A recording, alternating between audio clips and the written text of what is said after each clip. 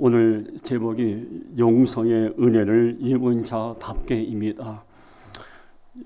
누군가를 살리기 위해서 내 생명을 내어놓는다는 거 쉽지 않습니다. 나에게 아픔을 주고 나에게 고통을 준 자를 용서하고 이해한다는 것도 말처럼 쉬운 일이 아닙니다. 그런데 우리 예수님은 그렇게 하셨고 그런 삶을 사셨습니다. 데살로니가서 5장 10절 말씀에 이런 말씀이 있죠. 예수께서 우리를 위하여 죽으사 우리로 하여금 깨어 있든지 자든지 자기와 함께 살게 하려 하셨느니라고 기록되어 있죠. 예수님은 이 땅에 오신 이유는 죽으시기 위해서 오셨어요. 왜? 당신이 십자가에서 죽으셔야만이 우리에게 구원의 문이 열리기 때문에 저 같은 최준문 목사라는 이 나 같은 무능력한 자를 살리기 위해서 주님은 이 땅에 오셨습니다. 그래서 오늘 주님이 이 땅에 오심, 주님의 그 죽으심으로 인해서 우리가 하나님의 자녀가 된 것입니다. 그래서 오늘 우리가 마음에 담을 것은 오늘 데살로니가서 5장 10절 예수께서 우리를 위하여 죽으사 우리로 하여금 깨어있든지 자든지 자기와 함께 살게 하려 하셨음이라. 여러분, 내일부터 우리가 고난주간이 시작이 됩니다. 나 같은 죄인을 살리기 위해서 이 땅에 오시고 십자가에서 죽으셨던 주님의 그 죽으심을, 주님의 헌신을 우리가 귀하게 마음에 담을 수가 있어야 합니다. 이사야 53장 4절 말씀을 우리가 반드시 마음에 담아야 합니다. 그는 실로 우리의 질권을 지고 우리의 슬픔을 당하였거늘 우리는 생각하기를 그는 징벌을 받아 하나님께 맞으며 고난을 당한다 하였노라.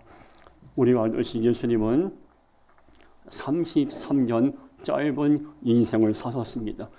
짧은 인생을 사시면서 단 한 번도 예수님은 당신을 위한 삶을 사신 적이 없습니다. 33년의 짧은 삶을 사시면서 이사야 53장 4절 말씀처럼 즐거로 고통당하는 자의 아픔을 주님은 함께 나누셨고 슬픔을 당한 자의 그 아픔을 외면하지 않고 싸매 주셨어요. 그는 실로 우리의 질고를 지고, 질고가 뭐죠? 육체의 질병, 마음의 질병, 죄 때문에 매여있는 우리의 삶의 고통을 예표합니다. 예수님의 33년의 삶은 질고와 슬픔 중에 있는 우리 연약한 인생들을 품으셨고 오르막이신 그런 삶을 사셨습니다.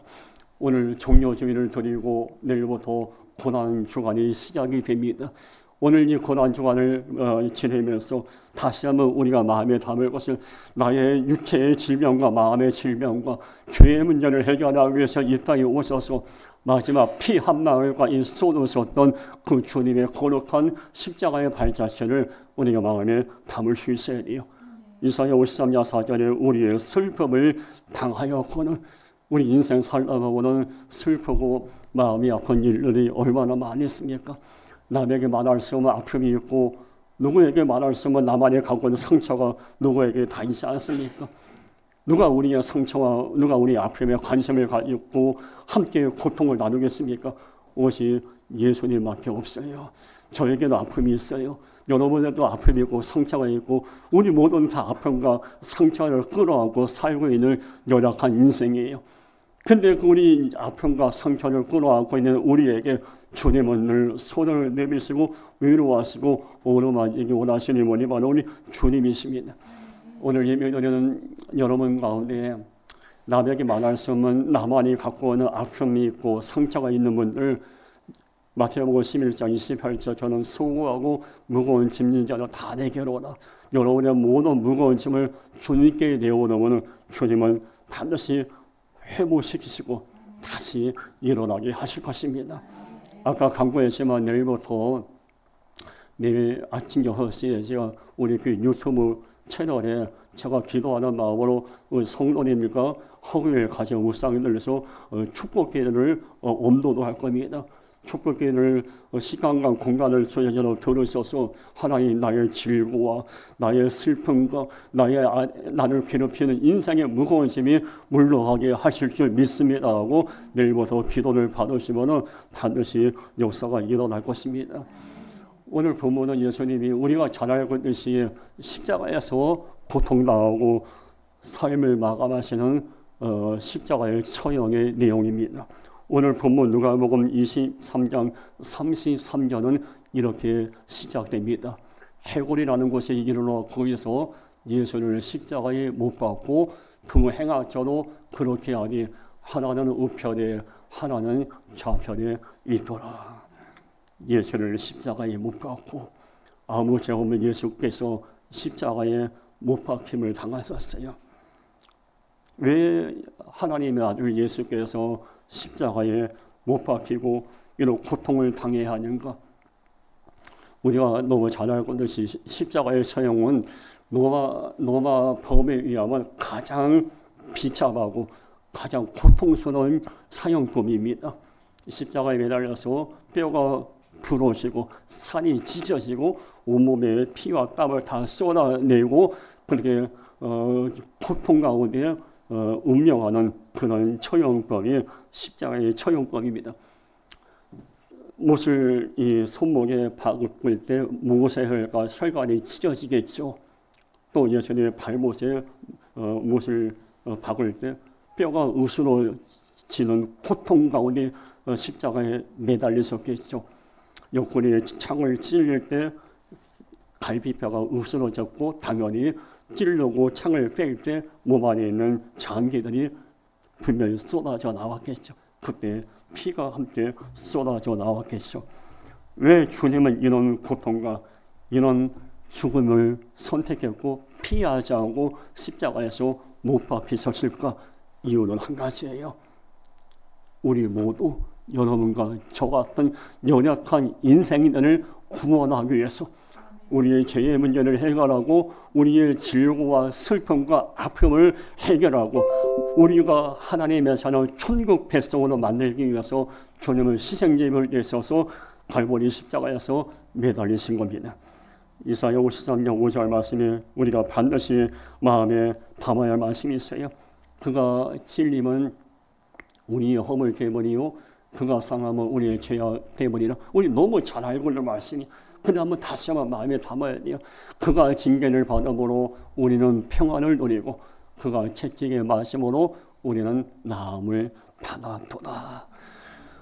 허물과 죄악으로 가득한 나를 위해서 여러분을 위해서 우리 주님은 십자가에서 처참하게 죽음을 맞이하셨던 겁니다. 그러면 오늘 고난 주간을 앞둔 우리가 마음에 담을 것은 과연 무엇입니까? 십자가에서 우리를 한 사람을 살리기 위해서 그 고통을 감당하셨던 주님의 그 깊고 넓고 따뜻한 그 마음을 우리 마음에 담을 수 있어야 돼요. 처참하게 피를 흘리시면서가 이 구원을 사역을 포기하지 않고 완주하셨던 주님의 그 거룩한 끝까지 걸어가셨던 완주자의 삶을 마음에 담을 수 있어야 합니다.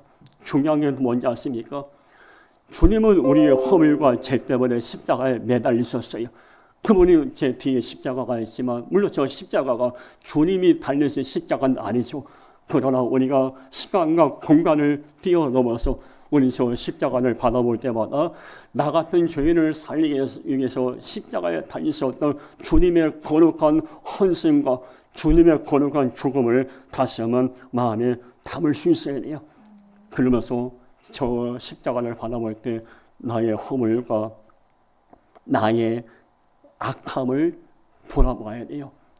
우리가 2000년 전에 주님은 우리의 허물과 우리의 약함을 위해서 십자가에서 피 흘려 죽으셨는데 그 은혜, 십자가의 은혜를 입은 우리가 이 땅에 살면서 여전히 변함없이 지금도 죄를 범한다거나 악한 삶을 산다거나 예를 들면 음란하거나 비난하고 정죄하고 또 하나님의 마음에 고통을 주고 말씀을 우습게 여긴다면 십자가에서 피 흘리신 주님의 그 귀하고 고귀한 죽음을 우리가 헛되이 만드는 겁니다. 정말 우리가 십자가의 은혜를 입은 자라면은, 십자가의 그 보혈의 피로 우리가 구원받은 자라면은 이 땅에 살면서 더 이상 패역한 삶을 살아서는 안 될 것이며, 십자가의 은혜를 입은 자라면 더 이상 하나님께 삿대질하는 일도 없어야 돼요. 십자가의 은혜를 입은 자라면, 거룩한 보혈의 피로 구원받는 자라면 생각과 오라가 성결할 수 있어야 합니다. 여러분 아십니까?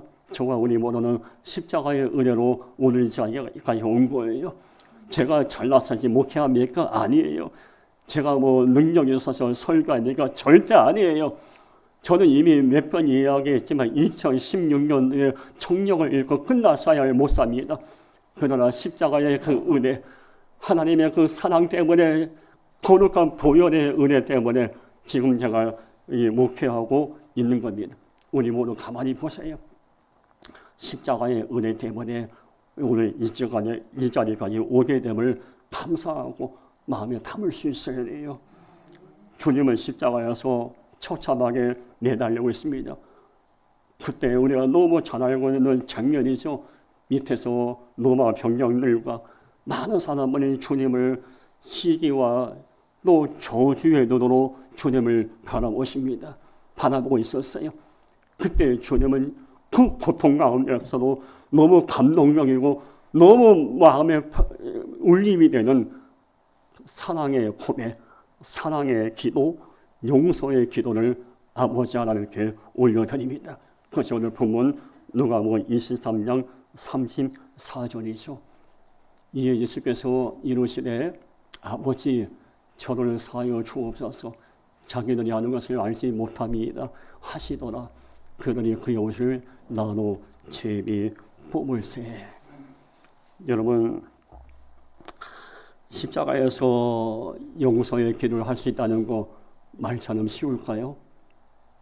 지금 온몸이 찢어지고 뼈가 으스러지고 내게 고통을 주었던 로마 병력과 나를 비웃고 있는 유대인을 향해서 하나님 저들을 용서하옵소서, 저들이 하는 것을 알지 못함이라, 이런 기도를 할 수 있을까요? 과연?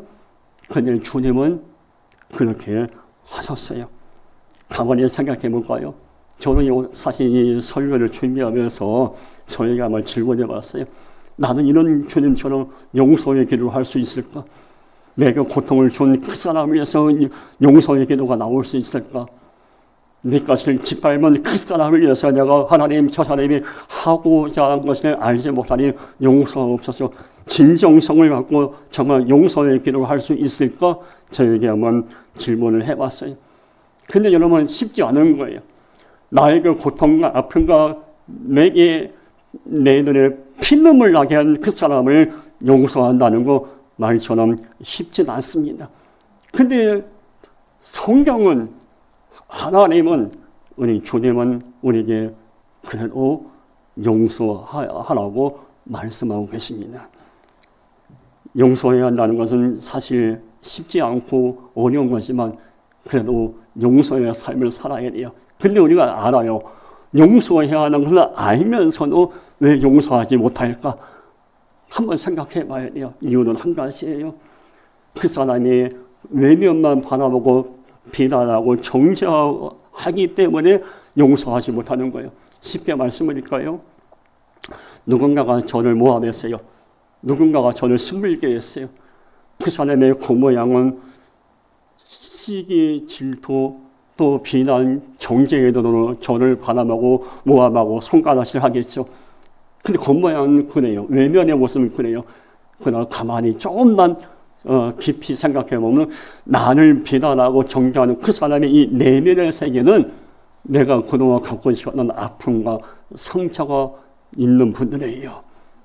그래서 가만히 보면 해서는 안 되는 말을 하고 거친 행동을 하고 상시 이하의 행동을 하는 사람을 가만히 보면 마음에 아픔이 있고 상처가 계신 분들이에요. 그래서 우리는 나를 심을간 그 사람의 겉모양만 보고 아유 저 사람이 어떻게 나한테 이렇게 아픔을 줄 수 있지, 도저히 용서가 안 돼, 이런 마음이 아니라 물론 힘들고 어렵지만은 그 사람의 겉모양만 바라보는 것이 아니라 저 사람의 그 속에 있는 아픔과 내면의 세계에 있는 상처까지 바라볼 수 있다면은 우리가 조금은 용서의 마음을 가질 수가 있습니다.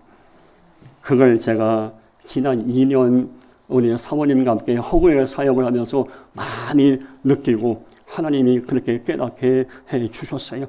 외면을 보고 비난하고 정죄하는 것이 아니라 그 사람의 내면에 있는 아픔을 바라보면 그 사람이 저래서 이래서 나를 힘들게 했구나고 조금은 이해하려는 마음이 임하고 주님처럼 용서하려는 마음이 조금씩 생길 수가 있습니다.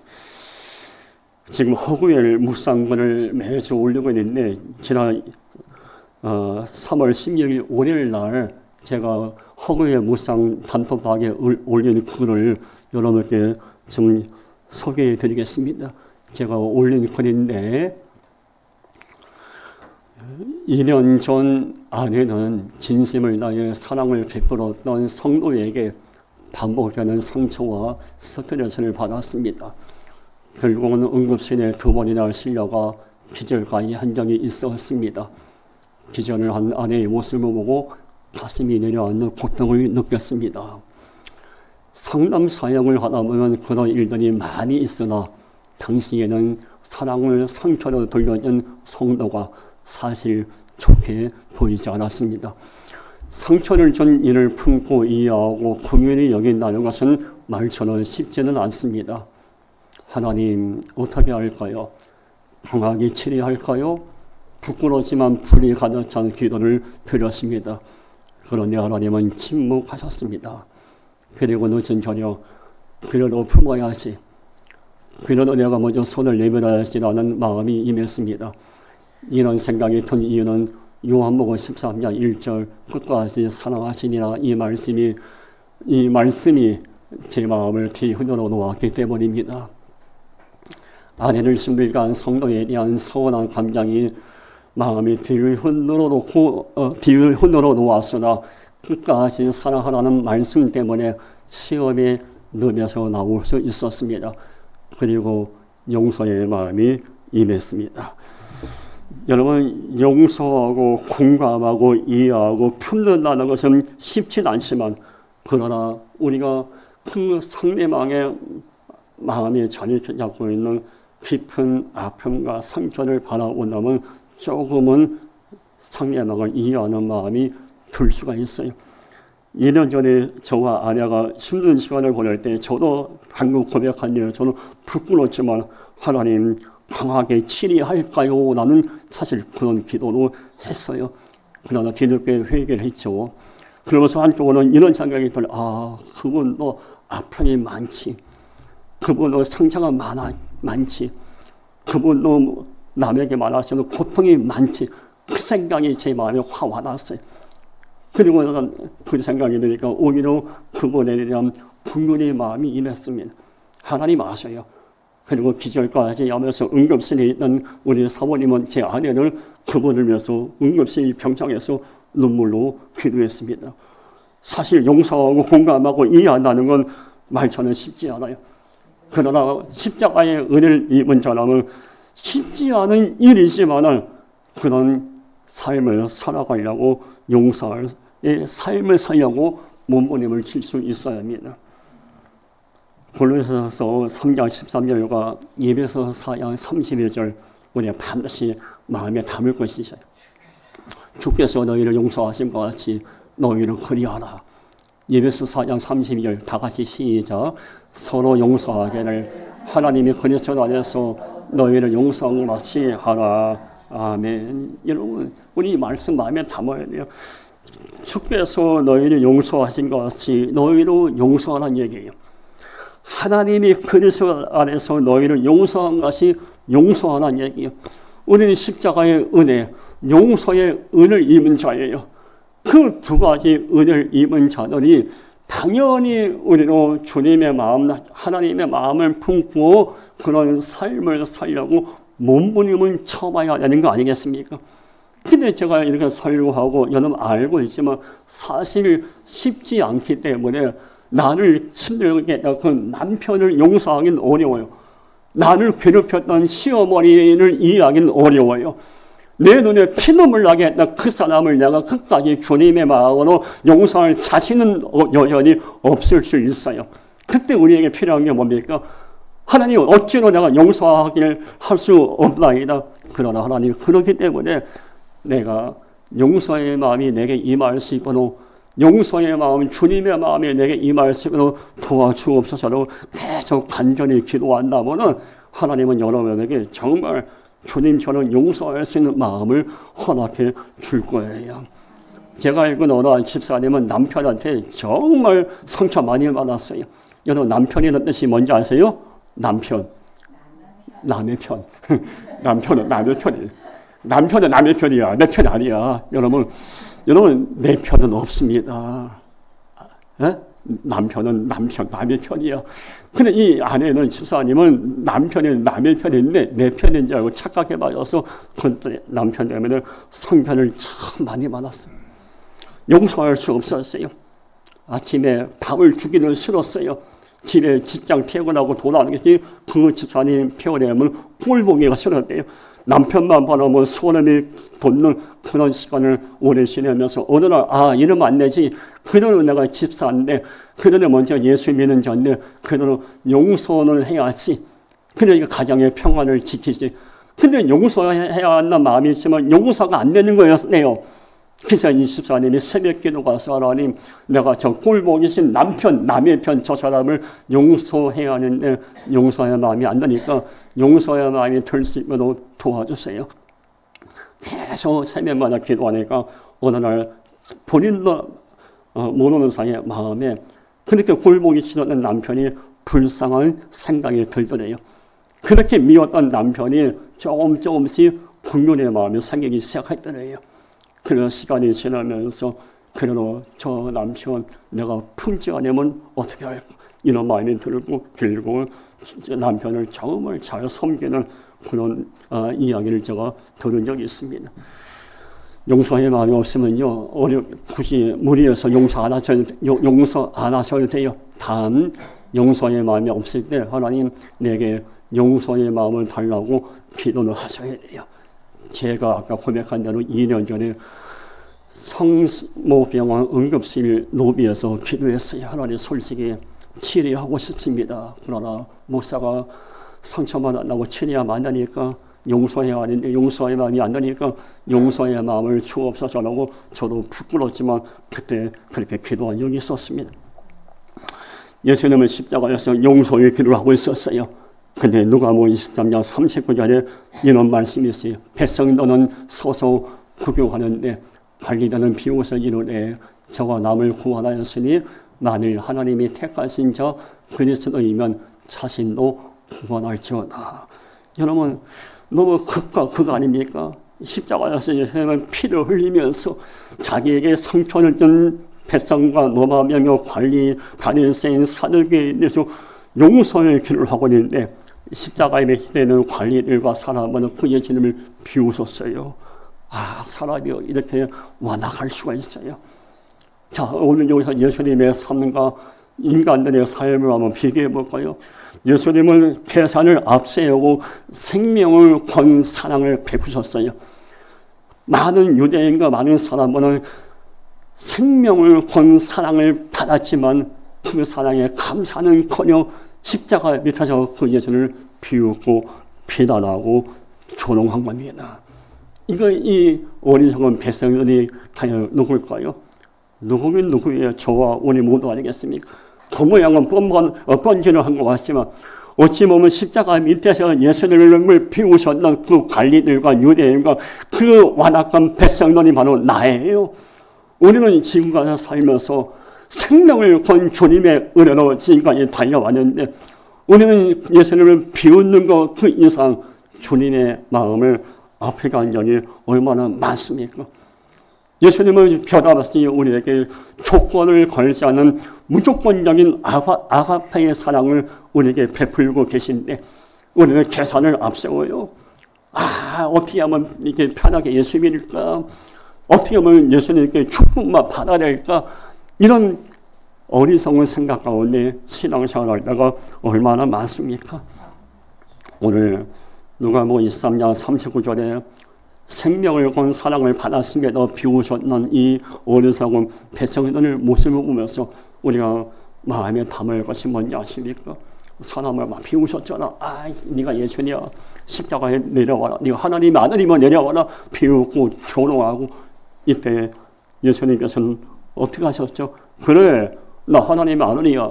내가 너에게 생명을 걸고 사랑을 베풀었는데 나를 비우고서 예수님 이런 말씀하셨어요? 한마디 말씀하지 않으셨어요. 예수님은 침묵하셨습니다. 아무 말 하지 않았어요. 비우심을 다 받으셨고 모함과 조롱을 다 받으셨어요. 그 이유가 뭘까요? 사람은 비웃고 나를 조롱해도 십자가에서 끝까지 구원을 완성하고자 한 나의 중심은 하나님 아버지가 아신다는 믿음이 있었기에 입을 열지 아니하신 겁니다. 우리 살다 보면 많은 사람이 나를 비웃고 나를 억울하게 할 때가 많을 거예요. 그때 우리에게 필요한 것이 뭡니까? 똑같이 받아치는 겁니까? 아니에요. 침묵하고 주님처럼 저 사람은 내 진심을 알지 못하지만 하나님은 아시지. 그런 마음으로 우리가 침묵하며 기도할 수 있어야 돼요. 더 아는 마음모심이 뭔지 아십니까? 사람은 예수님에게 삿대질하고 비웃죠. 네가 하나님의 아들이냐? 네가 예수냐? 네가 구세주냐? 막 비난하고 상처를 주죠. 근데 예수님은 그 비난을 받으면서 마지막 십자가에서 진정한 사랑이 뭔지를 보여주십니다. 진정한 하나님의 사랑이 뭔가 보여주세요. 손가락질하고 비난할 때 주님은 침묵하면서 무언으로 그것을 사랑으로 받아줍니다. 진정한 사랑은요, 나를 모함한다고 모함을 주는 게 아니에요. 십자가의 사랑은 내가 그 사람이 내게 상처를 줬다고 상처를 주는 게 아니에요. 진정한 사랑은 그 사람이 나에게 악으로 왔나 해도 나는 서로로 갚는 것이 십자가의 사랑입니다. 로마서 12장 21절에 다 같이 시작. 악에게 지지 말고 서로로 악을 이기라. 아멘. 여러분, 십자가의 은혜가 뭐예요? 그 사람이 나를 괴롭혔다고 똑같이 괴롭힘을 주는 게 십자가의 사랑일까요? 아닙니다. 오늘 아까 말씀에서 많은 사람은 예수를 비웃었어요. 네가 하나님의 아들이야. 네가 예수냐? 네가 구세주냐? 이거 외에 얼마나 예수님의 인격과 예수님의 마음을 아프게 하는 폭언을 얼마나 퍼부었겠어요. 근데 예수님은 다 받으시고 똑같이 폭언을 똑같이 저주를 퍼붓지 않으셨어요. 입을 열지 않고 저를 용서하옵소서. 주님은 십자가에서 악을 십자가의 사랑으로 서로로 갚으신 겁니다. 똑같이 돌려주는 건 사랑이 아니에요. 2025년 외에 제가 전국 우리 교단 목회자 컨퍼런스에서 설교를 한 적이 있었습니다. 작년 10월 달에 설교 이후에 식사 시간에 저를 힘들게 했던 어느 선배 목사에게 진정이 담긴 사과를 제가 받고 그 목사님과 화해를 한 적이 있었습니다. 많이 저를 저렇게 힘들게 했던 한 분이 계셨어요. 그때 저를 잘 들으세요. 여기 제가 뭐 잘났다, 나 뭐 선하다, 뭐 인사하다 그런 내용을 말하는 게 아닙니다. 저를 힘들게 하고 어렵게 할 때 전 똑같이 반응하지 않았어요. 물론 처음에는 쫓아가서 한마디 할까 그 마음이 왜 없었겠어요. 그러나 그걸 다 짓누르고 하나님은 아시지. 그래서 계속 이런저런 여러 가지 얘기를 계속해서 저를 힘들게 했던 그 선배 목사를 보고 2년 동안 그냥 정말 침묵하고 있었어요. 그런 뒤에 작년 10월 달에 이 목회자 컨퍼런스에 제가 가서 설교하고 난 다음에 이 선배 목사가 저한테 와서 최 목사 설교 듣고 난 다음에 내가 큰 최 목사한테 2년 동안 사과 못한 거 미안한 걸 깨닫게 됐다. 그래서 진심으로 자네한테 미안하네 하면서 저한테 손을 내밀고 손을 청했어요. 내가 왜 그랬을까? 내가 왜 그랬을까? 자네 설교를 듣고 내가 하나님께 마음에 울림을 줬어. 내가 사랑하는 내 아들에게 네가 내가 힘들게 하고 왜 2년 동안 사과도 하지 않았냐? 뻔뻔한 놈아. 이런 말씀에 감동도 주어대요. 그리고 나면 선배 목사의 그 얘기를 듣고 나면 이런 생각이 들었어요. 만약에 2년 전에 그 선배 목사가 저에게 악으로 다가올 때 내가 악으로 받아쳤다면 작년 2025년 10월 그 컨퍼런스에서 사과와 아나무 화해의 시간이 있었을까? 없었겠죠. 2년 전에 그 선배가 나를 비난하고 나를 막 힘들게 할 때 저도 똑같이 비열한 방법으로 힘들게 하고 고통을 주었다면 이런 아름다운 시간이 있었겠습니까? 그때 힘들었지만 그때 억울했지만 참고 인내하더니 결국은 그분이 먼저 와서 사과하게 하신 하나님의 은혜를 경험하게 된 겁니다. 마태복음 3장 38절 39절 노는 노로 이는 이로 갚으라 하였다는 것을 너희가 들었으나 나는 너에게 이르노니 악한 자를 대적하지 말라. 구약의 율법은 노는 이로 갚으라 그랬어요. 상처를 받아서 상처를 줘라. 이게 율법의 이게 인간의 삶의 모습이에요. 그러나 예수님은 분명히 말씀해요. 노는 노로 갚지 마라. 악한 자를 대적하지 말라는 얘기예요. 그 사람이 나에게 악을 대하다고 똑같이 악하게 대하지 말라는 얘기예요. 예수님은 이렇게 말씀만 하신 것이 아니라 정말 십자가에서 이런 모습을 보여주지 않았습니까? 그렇게 비난하고 정죄했던 그들에게 주님은 똑같이 악함으로 다가가지 않았어요. 이게 주님의 마음이에요. 정말 우리가 예수님을 닮아가는 제자라면 이 주님의 마음을 10분의 1이라도 닮을 수 있어요.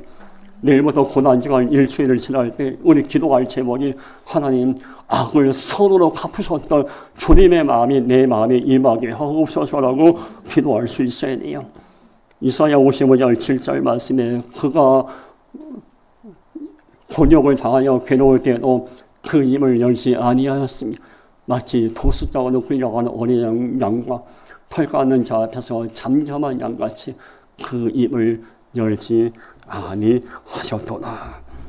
비난과 모함과 조롱과 조전을 받으셨던 예수님 십자가에서 그 입을 열지 아니하셨고 그리고 입을 열지 아니하시고 오히려 그 악을 선으로 갚으시고 끝까지 십자가에서 그들 위해서 용서의 길을 뛰어넘어서 그들을 품으시는 너무 감동적인 모습을 우리에게 보여주시고 십자가에서 구원을 완성하셨습니다. 예수를 믿는다는 게 뭘까요? 신앙생활한다는 것이 뭘까요? 왜 예수 믿으세요? 법과 귀에서입니까? 자녀들 잘 되기 위해서 신앙생활합니까? 아니에요. 우리가 예수를 믿는 이유, 신앙생활하는 이유는 그 입을 열지 아니하시고 악을 선으로 갚으시고 용서의 판양을 뛰어넘어 사랑의 판양을 뛰어넘어 하나님의 마음에 합당한 감동의 판양을 일으켰었던 주님의 삶을 밟아가기 위해서 예수를 믿는 거예요. 신앙생활하는 이유가 뭐예요? 복을 받기 위해서 아니잖아요. 그 외롭고 고통을 서는 십자가의 길을 걸어가셨던 주님이 가신 그 길을 나로 걸어가기 위해서 신앙생활을 하는 거 아니겠습니까? 오늘 설교 제목이 용서의 은혜를 입은 자답게입니다. 저 우리는 용서의 은혜를 입은 자답게 살고 있는가 각자에게 한번 자문해 보시기 바랍니다. 이 시간에 우리 치유 기도하겠습니다. 몸이 아프신 분들 아픈 곳에 손 얹고 몸이 아프신 분들 화면 좀 넘겨주세요. 몸이 아프신 분들 아픈 곳에 손 얹고 마음이 아프신 분들 가슴에 손 얹고 기도합니다. 하나님 나의 육체의 질병, 마음의 질병을 치유하시고 치유된 이후에 내 몸과 마음에 십자가에서 고난 나가신 주님의 마음에 가득하게 하시고 입을 열지 아니하시고 악을 선으로 갚으셨던 주의 마음이 내 마음에 임하게 하옵소서. 이 기도 제목 갖고 주여 삼창하며 기도하겠습니다. 주여 주여 주여. 이 시간에 우리 아버지 앞에 간절히 마음을 다해 간절히 기도합니다. 육체의 손을 얹고 마음의 손을 얹고 간절히 기도합니다. 육체의 병이 회복되면서 십자가의 은혜로 회복되게 하옵소서.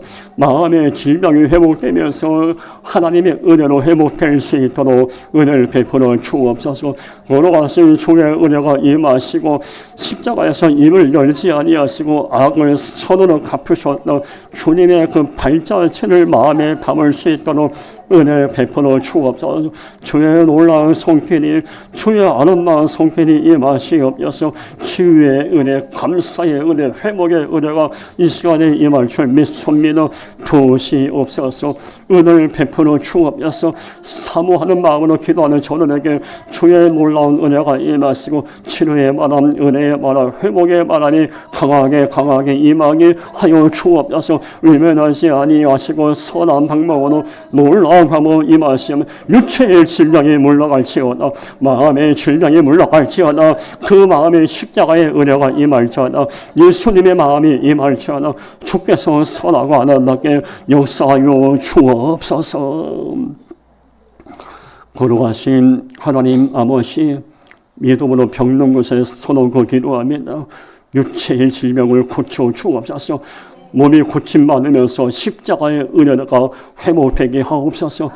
마음이 아파 가슴에 손을 얹고 기도하는 자들에게 마음을 이루어서 소망을 허락하시고 마음의 질병이 고침받으면서 십자가의 사랑도 다시 회복될 수 있도록 도와주옵소서. 몸과 마음이 치유되면서 입을 열지 아니하시고 악을 서로로 갚으셨던 주님의 마음이 회복될 수 있도록 도와주옵소서. 예수님의 이름으로 기도하옵나이다. 아멘.